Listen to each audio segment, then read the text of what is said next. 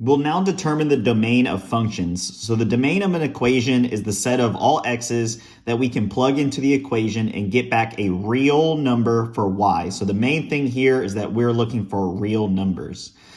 So we won't be having imaginary numbers if we have a negative square root. Those won't exist in our domain. So we want to determine the domain for the following. So our example problem, we have x plus 3 over x squared plus 3x minus 10, which is going to be equal to g of x.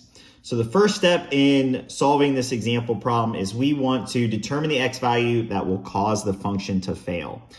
So when you're solving these, if you have a square root, you might look for what makes that square root negative. And if you have a fraction, you might look for what value in the denominator is going to cause a division by zero error.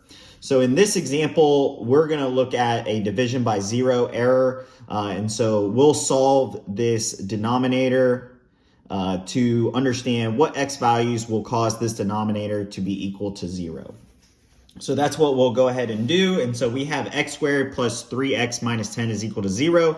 We can factor that out to get, factor that out to get x plus 5 multiplied by x minus 2, which is equal to 0. And we'll get x is equal to negative 5 and 2, which will produce a division by 0 error.